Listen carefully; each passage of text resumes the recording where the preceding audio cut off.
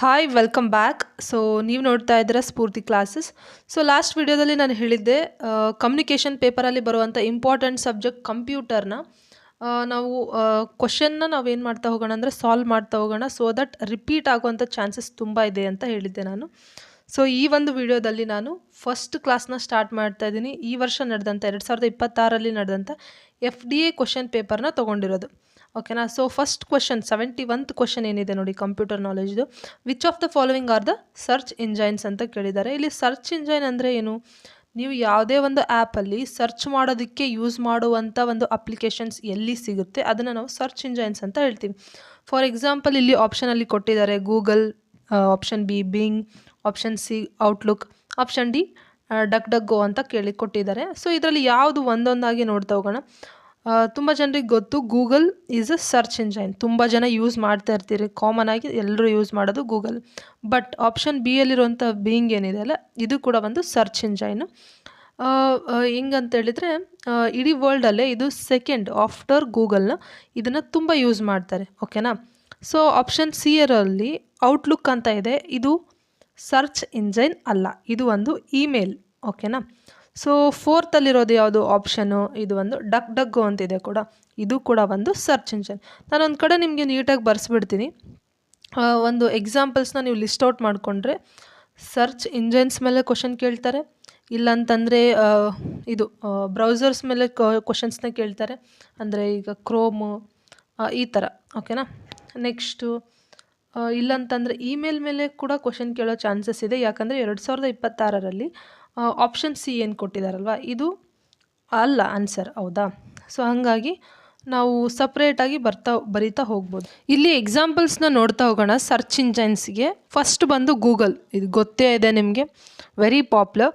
Second ಬಂದು being, second popular in the world. ಓಕೆನಾ. So third ಬಂದು ಇದೇನಂತಂದರೆ ನಾನು ಹೇಳಿದ್ನಲ್ವ ಗೂಗಲ್ನ ಬಿಟ್ಟರೆ ಸೆಕೆಂಡ್ ಇದು. ಸೊ ನೆಕ್ಸ್ಟ್ ಬರುತ್ತೆ ಬೈಡೋ ಅಂತೇಳಿ, ಇದು ಕೂಡ ಏನು ಅಂತ ಹೇಳಿದರೆ ಚೀನಾದಲ್ಲಿ ಓಕೆನಾ ಯೂಸ್ ಮಾಡೋ ಅಂಥದ್ದು, ಒಂದು ಚೈನೀಸ್ ಲ್ಯಾಂಗ್ವೇಜಲ್ಲಿ ಇರುವಂಥ ಬೈಡೋ ಅಂತ ಹೇಳ್ಬೋದು. ಫೋರ್ತ್ ಬಂದು ಯಾಹೂ, ಇದು ಕೂಡ ಒಂದು ಸರ್ಚ್ ಇಂಜೈನ್, ಇದನ್ನು ಕ್ವಶನ್ ಕೇಳಿದ್ದಾರೆ ಆಲ್ರೆಡಿ ಲಾಸ್ಟ್ ಟೈಮ್ VAO ಎಕ್ಸಾಮಲ್ಲಿ. ಸೊ ಫಿಫ್ತ್ ಬಂದು ಆಪ್ಷನಲ್ಲಿರುವಂಥ ಡಕ್ ಡಕ್ ಗೋ ಕೂಡ ಒಂದು ಸರ್ಚ್ ಇಂಜೈನ್. ಸೊ ಇದೇ ರೀತಿ ತುಂಬಾ ಬರ್ತವೆ, ಒಂದಿಷ್ಟು ಲಿಸ್ಟ್ ಮಾಡಿಕೊಂಡು ನೋಡ್ಕೊಳ್ಳೋಣ. ಸೊ ನೆಕ್ಸ್ಟ್ ಬರುವಂಥ ಕ್ವಶನಲ್ಲಿ ಕೂಡ ನಾನು ಇದು ಬಂದಿದೆಯಾ ಇಲ್ವಾ ಅಂತ ವಿತ್ ಪ್ರೂಫ್ ನಾನು ನಿಮಗೆ ಹೇಳ್ತಾ ಹೋಗ್ತೀನಿ. ಸೊ ನೆಕ್ಸ್ಟು ಔಟ್ಲುಕ್ ಅಂತ ಏನು ಆಪ್ಷನ್ ಸಿ ಯಲ್ಲಿ ಕೊಟ್ಟಿದ್ರಲ್ವ, ಅದೇನು ಅಂತ ಹೇಳಿದರೆ ನಾನು ಆಲ್ರೆಡಿ ಹೇಳಿದ್ದೀನಿ ಇಮೇಲ್. ಓಕೆನಾ. ಇಮೇಲ್ ಯಾವ ಥರ ಅಂತಂದರೆ ಈಗ ನಾವು ಯೂಸ್ ಮಾಡೋದು ಯಾವುದು ಅಂತ ಹೇಳಿದರೆ ಜಿಮೇಲ್. ಓಕೆನಾ. ತುಂಬ ಪಾಪ್ಯುಲರ್ ಆಗಿರುವಂಥದ್ದು ಜಿಮೇಲ್ನ ಯೂಸ್ ಮಾಡ್ತೀವಿ. ಇನ್ನೊಂದು ಕೂಡ ಇದೆ ಯಾಹೂ ಮೇಲ್ ಅಂತೇಳಿ, ಇದು ಕೂಡ ಒಂದು ಇಮೇಲ್ಗೆ ರಿಲೇಟೆಡ್ ಸಾಫ್ಟ್ವೇರ್ ಆಗಿದೆ. ಸೊ ಓಕೆ, ಇಷ್ಟು ಅರ್ಥ ಆಯ್ತು ಅಂತ ಅಂದ್ಕೊಳ್ತೀನಿ. ಸೊ ನೆಕ್ಸ್ಟ್ ಕ್ವಶನ್ ನೋಡೋಣ. Which of the following statements are true or false with respect to history of computer. ಅಂದರೆ ಇಲ್ಲಿ ಜನ್ರೇಷನ್ ಆಫ್ ಕಂಪ್ಯೂಟರ್ನ ಕೇಳ್ತಾ ಇದ್ದಾರೆ. 72nd ಮತ್ತು 73rd ಕ್ವಶನ್ನ ನೀವು ಕೇರ್ಫುಲ್ಲಾಗಿ ಅಬ್ಸರ್ವ್ ಮಾಡಿದರೆ ಇದು ಜನ್ರೇಷನ್ನ ಮೇಲೆ ಕೇಳಿರುವಂಥ ಕ್ವಶನ್ ಆಗಿದೆ.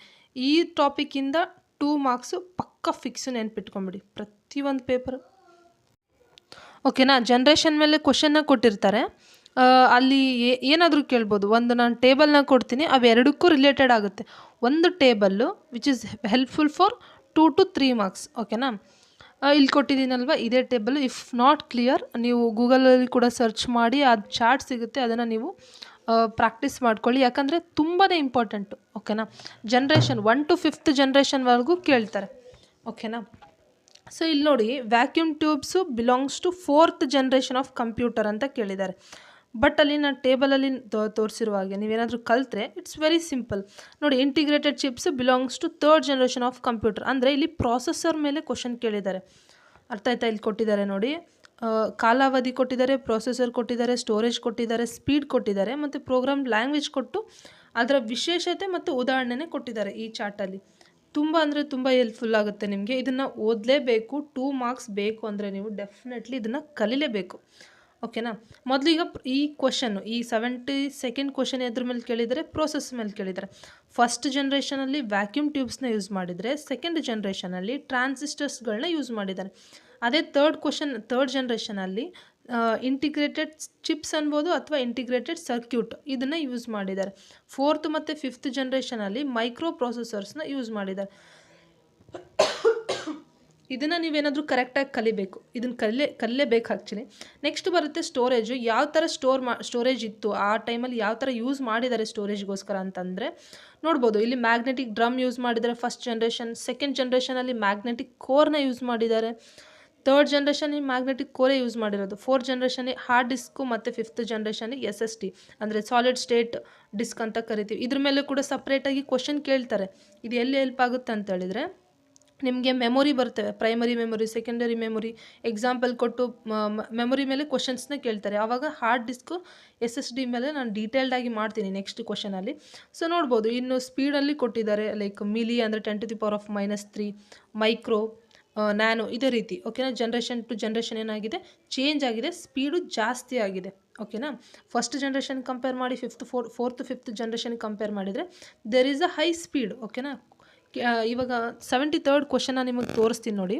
Which of the following is are are not characteristics of fifth generation, ಅಂದರೆ ಯಾವ ಲಕ್ಷಣಗಳಿವೆ, ಕ್ಯಾರೆಕ್ಟರಿಸ್ಟಿಕ್ಸ್ ಮೇಲೆ ಕೂಡ ಏನಾಗ್ತಾಯಿದೆ ಅಂತಂದರೆ ಕ್ವಶನ್ನ ಕೇಳ್ತಾ ಇದ್ದಾರೆ. ನೀವೇನು ಮಾಡಬೇಕು, ಪ್ರತಿಯೊಂದ್ರದ್ದು ಅಂದರೆ ಪ್ರತಿಯೊಂದು ಜನ್ರೇಷನ್ದು ಕ್ಯಾರೆಕ್ಟರಿಸ್ಟಿಕ್ಸ್ನ ಸಪ್ರೇಟಾಗಿ ಬರ್ಕೊಂಡು ಪ್ಲಸ್ ಅದರಲ್ಲಿರುವಂಥ ಎಕ್ಸಾಂಪಲ್ಸ್ಗಳನ್ನ ಕೂಡ ನೀವು ನೋಟ್ ಡೌನ್ ಮಾಡ್ಕೊಳ್ಬೇಕಾಗುತ್ತೆ. ಸೊ ದಟ್ ನೆಕ್ಸ್ಟ್ ಬರೋವಂಥ ಎಕ್ಸಾಮ್ಗಳಿಗೆ ಹೆಲ್ಪ್ ಆಗುತ್ತೆ.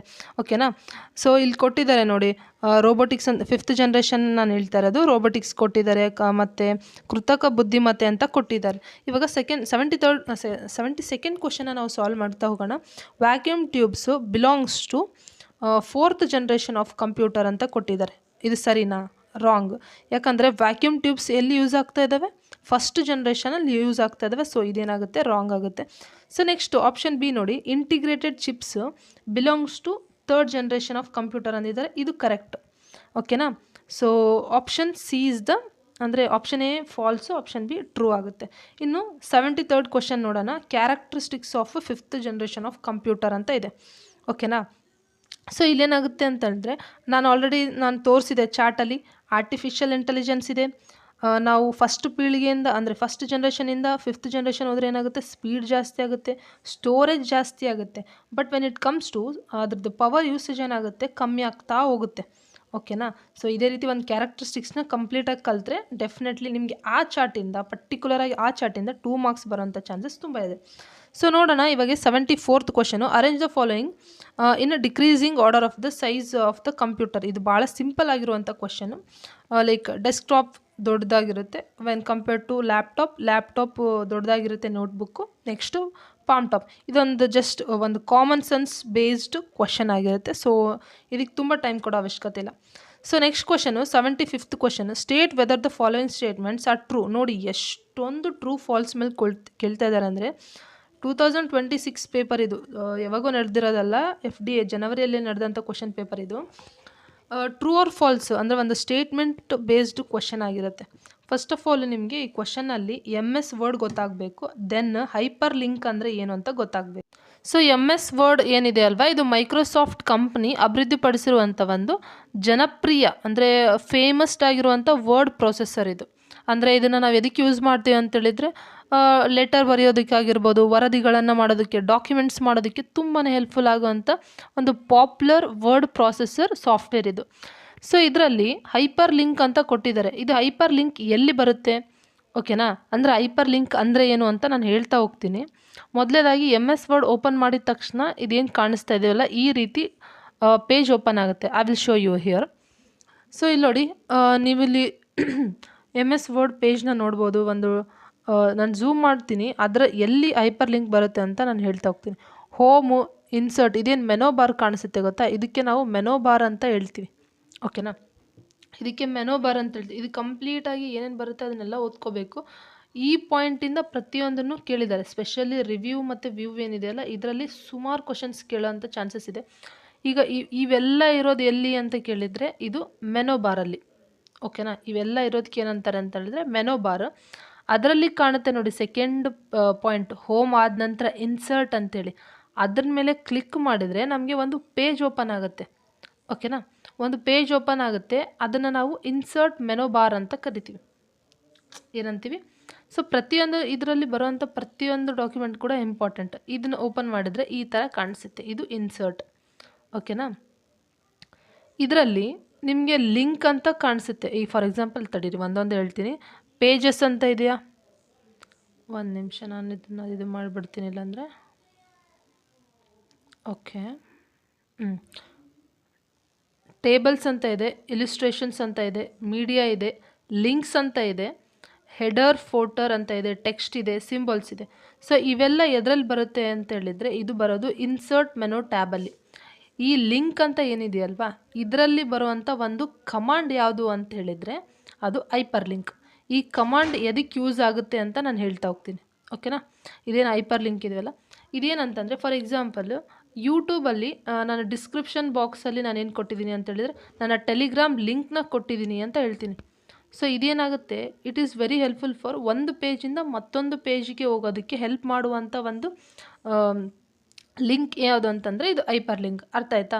ನನ್ನ ಡಿಸ್ಕ್ರಿಪ್ಷನ್ ಬಾಕ್ಸ್ ನಾನು ಹೇಳ್ತಾ ಇರೋದು ಎಕ್ಸಾಂಪಲ್ಲು ಟೆಲಿಗ್ರಾಮ್ ಲಿಂಕ್ನ ಈಗ ನಾನು ಚಾನಲ್ಗೆ ಹೋಗಿ ಸಪ್ರೇಟಾಗಿ ಸರ್ಚ್ ಮಾಡಿ ಹುಡ್ಕೋ ಅವಶ್ಯಕತೆ ಇಲ್ಲ. ಜಸ್ಟ್ ನಾನು ಕೊಟ್ಟಿರೋ ಲಿಂಕ್ ಮೇಲೆ ಕ್ಲಿಕ್ ಮಾಡಿದರೆ ನೀವು ಡೈರೆಕ್ಟಾಗಿ ನನ್ನ ಪೇಜ್, ನನ್ನ ಟೆಲಿಗ್ರಾಮ್ ಪೇಜ್ನ ನೀವು ಓಪನ್ ಆಗ್ತೀರ. ಇದಕ್ಕೆ ನಾವೇನಂತೀವಿ ಅಂದರೆ ಹೈಪರ್ ಲಿಂಕ್ ಅಂತ ಹೇಳ್ತೀವಿ. ಈ MS ವರ್ಡಲ್ಲಿ ಇದು ಯೂಸ್ ಇದೆಯಾ ಅಂತಂದರೆ, ಅಲೋಡ್ ಐತಾ ಪರ್ಮಿಷನ್ ಅಂತಂದರೆ ಹೌದು ಇದೆ. ಮತ್ತು ಡಿಜಿಟಲ್ ಸಿಗ್ನೇಚರ್ ಇದೆಯಾ? ಅದು ಕೂಡ ಇದೆ. ಹಂಗಂದರೆ ಎರಡು ಆನ್ಸರ್ಸ್ ಏನಾಗಿದ್ದಾವೆ, ಟ್ರೂ ಆಗಿದ್ದಾವೆ. ನೆನ್ಪಿಟ್ಕೊಳ್ಳಿ, ಹೈಪರ್ ಲಿಂಕ್ ಅಂದರೆ ಏನು, MS ವರ್ಡಲ್ಲಿ ಬರುತ್ತೆ ಲಿಂಕಲ್ಲಿ. ಸೊ ಇದು ಒಂದು ಸಾಫ್ಟ್ವೇರ್ ಒಂದು ಪೇಜಿಂದ ಡೈರೆಕ್ಟಾಗಿ ಇನ್ನೊಂದು ಪೇಜ್ಗೆ ಹೋಗೋದಕ್ಕೆ ಹೆಲ್ಪ್ ಮಾಡುತ್ತೆ. ಸೊ ಪ್ರತಿಯೊಂದು ಪಾಯಿಂಟ್ಸ್ ನಾನು ಏನು ಸರ್ಕಲ್ ಹಾಕಿದ್ದೀನಲ್ಲ ಇವೆಲ್ಲನೂ ಇಂಪಾರ್ಟೆಂಟು. ಸ್ಪೆಷಲಿ ರಿವ್ಯೂ ಮೇಲೆ ಕೂಡ ಕ್ವಶನು ಕೇಳ್ತಾನೂ ಇರ್ತಾರೆ. ಸೊ ಪ್ರತಿಯೊಂದು ಇಂಪಾರ್ಟೆಂಟು. ಇದಕ್ಕೆ ಫಾರ್ ಎಕ್ಸಾಂಪಲ್ ಅದನ್ನೆಲ್ಲ ಹೇಳಿದ್ನಲ್ಲ, ಅದಕ್ಕೆಲ್ಲ ಏನಂತಾರೆ ಅಂತಂದರೆ ಮೆನೋ ಬಾರ್ ಅಂತಾರೆ. ನಾನು ಬರ್ತಾ ನೆಕ್ಸ್ಟ್ ಕ್ವಶನ್ನ ತೊಗೊತಾ ಅವನ್ನ ಎಕ್ಸ್ಪ್ಲೇನ್ ಮಾಡ್ತೀನಿ, ಓಕೆನಾ. ಇವಾಗ ನಾವು 76ನೇ ಪ್ರಶ್ನೆ ಅಂದರೆ 76th ಕ್ವಶನ್ನ ನೋಡ್ತಾ ಹೋಗೋದಾದರೆ ಎಕ್ಸೆಲ್ ಮೇಲೆ ಕ್ವಶನ್ ಕೇಳಿದ್ದಾರೆ, ಓಕೆನಾ. An Excel user enters June 1st date is Excel window. In Excel window, then the date displayed by Excel is Excel ಅಲ್ಲಿ ಡೇಟು ಯಾವ ರೀತಿ ಶೋ ಮಾಡುತ್ತೆ ಅಂತ ಕೇಳಿದ್ದಾರೆ ಇಲ್ಲಿ. ಆ್ಯಕ್ಚುಲಿ ಇದು ಕೇಳ್ತಾರೆ ಕ್ವಶನ್ನು, ಇದು ಒಂದು ಇಂಟೆಲಿಜೆನ್ಸ್ ಅಂದರೆ ಅಬ್ಸರ್ವ್ ಮೇಲೆ ಕೇಳುವಂಥ ಕ್ವಶನ್. ನೋಡಿ, ಯೂಶ್ವಲಿ ಏನಾಗುತ್ತೆ ಅಂತಂದರೆ ಎಕ್ಸೆಲಲ್ಲಿ ಕರೆಂಟ್ ಡೇಟು ಆಮೇಲೆ ಸ್ಪೆಸಿಫಿಕ್ ಡೇಟು ಅಂತೇಳಿ ಬಳಕೆ ಮಾಡ್ತಾರೆ. ಅಂದರೆ ಫಾರ್ ಎಕ್ಸಾಂಪಲ್ಲು ಇವತ್ತಿನ ಡೇಟು ಇತ್ತಂದರೆ ಅದನ್ನು ನಾವು ಕರೆಂಟ್ ಡೇಟ್ ಅಂತ ಹೇಳ್ತೀವಿ. ಹೆಂಗಿರುತ್ತೆ, ಡೇಟು, ಮಂತ್, ಇಯರ್ ಈ ರೀತಿಯಲ್ಲಿ ಬರುತ್ತೆ. ಇನ್ ಕೇಸ್ ಇದು 2022 ಅಥವಾ 24 ಈ ಥರ 23 ಏನೋ ಕ್ವಶನ್ ಇತ್ತು ಅಂತಂದರೆ ಅದನ್ನ ಏನು ಹೇಳ್ತಾರೆ ಅಂತಂದರೆ ಸ್ಪೆಸಿಫಿಕ್ ಡೇಟ್ ಅಂತೇಳಿ ಬಳಕೆ ಮಾಡ್ತಾರೆ. ಎಕ್ಸೆಲಲ್ಲಿ ಶೋ ಆಗುತ್ತೆ, ಓಕೆನಾ. ಅರ್ಥ ಆಯ್ತು ಅಂದ್ಕೊಳ್ತೀನಿ. So 77th question, the standard power point sound format supported in micro power point slide is ಅಂತ ಕೇಳಿದ್ದಾರೆ. ಇಲ್ಲಿ ಕೊಟ್ಟಿರೋ ಆಪ್ಷನ್ಸು ನೆಕ್ಸ್ಟ್ ಟೈಮ್ ಕ್ವಶನ್ ಆಗೋ ಚಾನ್ಸಸ್ ಇರುತ್ತೆ. ಅಂದರೆ ಈಗ MP3 ಅಂದರೆ ಫುಲ್ ಫಾರ್ಮ್ ಏನು, WAV ಅಂತ ಇದೆ, WMA ಅಂತ ಇದೆ, MIDI ಅಂತಿದೆ. ಈ ಫುಲ್ ಫಾರ್ಮ್ಸ್ನ ಸ್ವಲ್ಪ ತಿಳ್ಕೊಂಡ್ರೆ ನೆಕ್ಸ್ಟ್ ಟೈಮ್ ಕೇಳಿದರೆ ಆನ್ಸರ್ ಮಾಡೋದಕ್ಕೆ ನಮಗೆ 1 ಮಾರ್ಕ್ಸ್ ಸ್ಕೋರ್ ಮಾಡೋಕ್ಕೆ ಈಸಿ ಆಗುತ್ತೆ. MP3 ಅಂದರೆ ಸ್ವಲ್ಪ ಲಾಂಗ್ ಇದೆ, moving picture export group layer 3 audio ಅಂತ ಕೊಡ್ತಾರೆ, ಈಸಿ ಇರುತ್ತೆ. WAV ಏನಿದೆ ಅಲ್ವಾ, ವೇವ್ ಫ್ರಮ್ ಆಡಿಯೋ ಫೈಲ್ ಅಂತ ಕೇಳ್ತಾರೆ. ವಿಂಡೋ ಮೀಡಿಯಾ ಫೈಲ್ ಅಂತಂದರೆ WMA. MIDI ಅಂತಂದರೆ ಮ್ಯೂಸಿಕಲ್ ಇನ್ಸ್ಟ್ರೂಮೆಂಟ್ ಡಿಜಿಟಲ್ ಇಂಟರ್ಫೇಸ್ ಅಂತ ಕೊಡ್ತಾರೆ. ಸೊ ಇದಕ್ಕೆ ಆನ್ಸರ್ ಒಟ್ಟ ಮೈಕ್ರೋಸಾಫ್ಟ್ ಪವರ್ ಪಾಯಿಂಟ್ ಸ್ಲೈಡಲ್ಲಿ ಯೂಸ್ ಮಾಡುವಂಥ ಸೌಂಡ್ ಫಾರ್ಮೆಟ್ ಯಾವುದು ಅಂತ ಹೇಳಿದರೆ WAV ಅಂದರೆ wave from audio file. So ಇದಿಷ್ಟು 77th ಕ್ವಶನಿಗೆ ರಿಲೇಟೆಡ್ ಆದಂಥದ್ದು.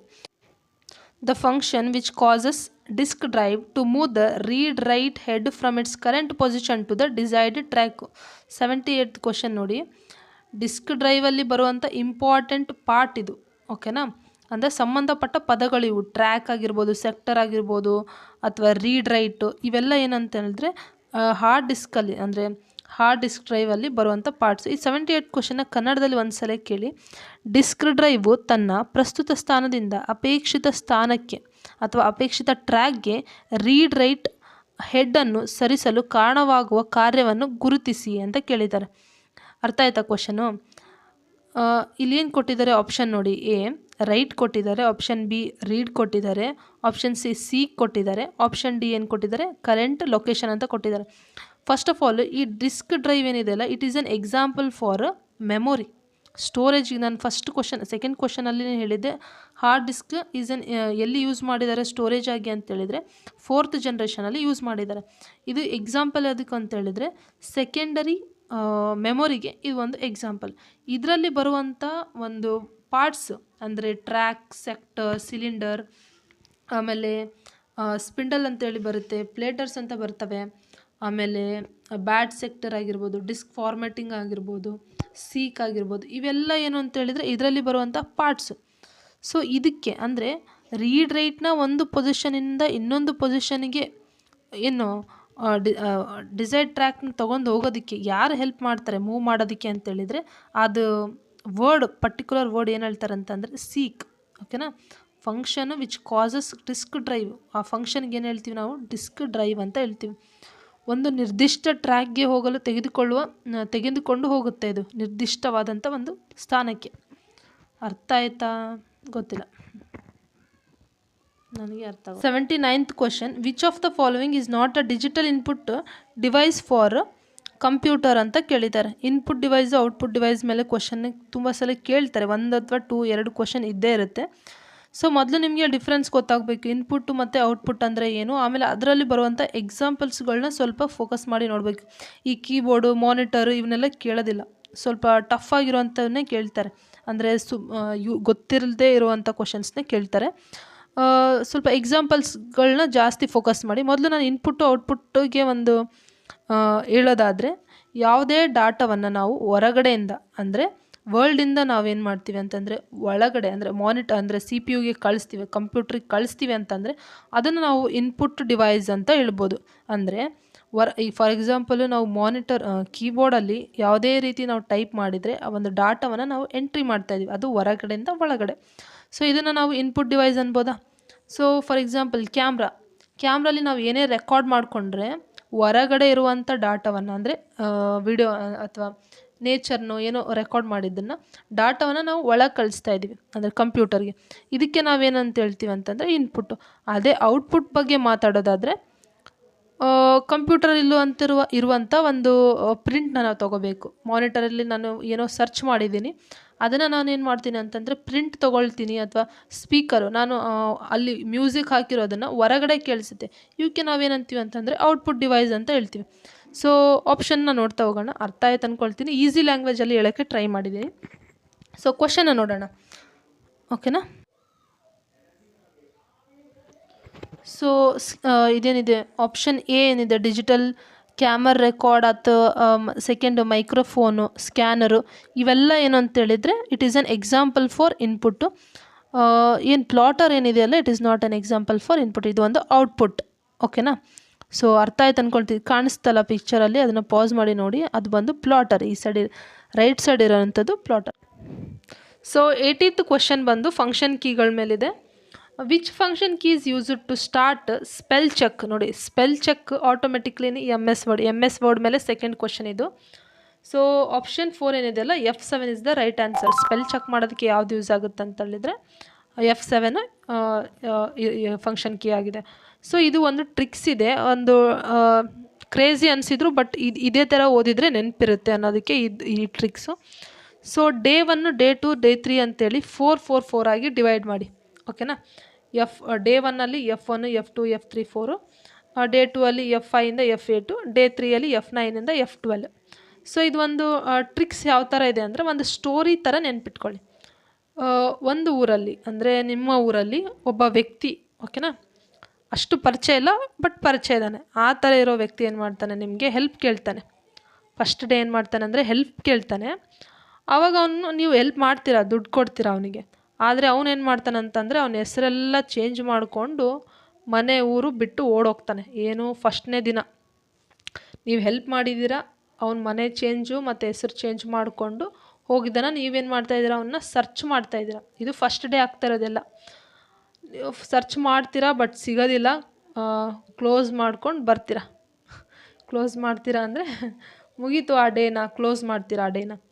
ಸೊ ಡೇ 2ಅಲ್ಲಿ ಏನಾಗುತ್ತೆ ಅಂತೇಳಿದರೆ ಮಾರ್ನಿಂಗ್ 5 o'clock ಎದ್ದು ಫ್ರೆಶ್ ಅಪ್ ಆಗಿ ರಿಫ್ರೆಶ್ ಆಗಿ ಹುಡ್ಕಕ್ಕಂತ ಹೋಗ್ತೀರಾ. ಆವಾಗ ನಿಮಗೆ ಒಂದು ಅಡ್ರೆಸ್ ಸಿಗುತ್ತೆ, ಓ ಈ ಥರ ಇದನ್ನು ನೋಡಿ ಅಂತ. ಅವಾಗ ನೀವೇನು ಮಾಡ್ತೀರಾ, ಅವಾಗ ಎಕ್ಸಾಕ್ಟ್ 7 ಆಗುತ್ತೆ. ನೀವು ಅಡ್ರೆಸ್ಸಿಂದ ಎಲ್ಲ ಸ್ಪೆಲ್ಲಿಂಗ್ ಚೆಕ್ ಮಾಡ್ತೀರಾ, ಎಲ್ಲ ಚೆಕ್ ಮಾಡ್ತೀರಾ ಕರೆಕ್ಟ್ ಇದೆಯಾ ಇಲ್ವಾ ಅಂತ. ಅವಾಗ ಆದರೂ ಸಿಗೋದಿಲ್ಲ, ನೀವು ಒಂಥರ ಎನರ್ಜಿ ರಿಬೂಟ್ ಮಾಡ್ಕೊಳ್ತೀರಾ, ಬಟ್ ಆದರೂ ನಿಮಗೆ ಸಿಗೋದಿಲ್ಲ ಅವನು. ಸೊ ಮನೆಗೆ ಹೋಗ್ತೀರಾ, ನೆಕ್ಸ್ಟ್ ಡೇ 3 ಆಗುತ್ತೆ. ಫುಲ್ಲು ಡಲ್ಲಾಗಿ ಇರ್ತೀರ, 9 ಎದ್ದೇಳ್ತೀರಾ, ಬ್ರೈಟ್ನೆಸ್ ಕಡಿಮೆ ಇರುತ್ತೆ. ಸೊ 10th ಓಕೆನಾ, F10 ಅಂದರೆ 10 ಏನಾಗುತ್ತೆ, ಎಕ್ಸಾಕ್ಟ್ 10 ಅವ್ನು ಬರ್ತಾನೆ, ನಿಮ್ಮ ಮನೆಗೆ ಬರ್ತಾನೆ. ಅವಾಗ ನಿಮ್ಮ ಮುಖದಲ್ಲಿ ಏನು ಫುಲ್ಲು ಬ್ರೈಟ್ನೆಸ್ ಜಾಸ್ತಿ ಆಗುತ್ತೆ. ಅವಾಗ ಏನು ಮಾಡ್ತೀರಾ ಅಂತಂದರೆ ಫುಲ್ ಸ್ಕ್ರೀನ್ ಅಂದರೆ ಫುಲ್ ಖುಷಿಯಾಗ್ತೀರಾ. ಆ ದಿನನ ನೆನ್ಪಿಟ್ಕೊಳ್ಳಲ್ಲ ಅನ್ನೋ ಥರ. ದುಡ್ಡು ವಾಪಸ್ ಬಂತಲ್ಲ, ಆ ದಿನ ನೀವೇ ಇದೇ ರೀತಿ ಓನಾಗಿ ಸ್ಟೋರಿ ಕ್ರಿಯೇಟ್ ಮಾಡ್ಕೊಳ್ಳಿ. ಇದು ಒಂದು ಫನ್ನಿ ಸ್ಟೋರಿ ಓಕೆನಾ, ಇದು ನೆನ್ಪಿಟ್ಕೊಳ್ಳೋದಕ್ಕೆ. ಸೊ ಇನ್ನೊಂದು ಸಲ ಇದನ್ನು ನೀವು ನೋಡೋದಾದರೆ ಡೇ 1 ಏನಾಗುತ್ತೆ ಅಂತೇಳಿದರೆ, ನೀವು ಹಾಗೆ ಹೋಗ್ತಾ ಇರ್ತೀರಾ, ಒಬ್ಬ ವ್ಯಕ್ತಿ ಸಿಗ್ತಾನೆ, ಅವ್ನಿಗೆ ನೀವು ಹೆಲ್ಪ್ ಮಾಡ್ತೀರಾ ದುಡ್ಡು ಕೊಟ್ಟು. ಅವನೇನು ಮಾಡ್ತಾನೆ ಅಂತ ಹೇಳಿದ್ರೆ, ತನ್ನ ಅಡ್ರೆಸ್ಸು ನೇಮು ಎಲ್ಲನೂ ಚೇಂಜ್ ಮಾಡ್ಕೊಂಡು ಬೇರೆ ರೀನೇಮ್ ಮಾಡಿಕೊಂಡು ಓಡೋಗ್ಬಿಟ್ಟಿರ್ತಾನೆ.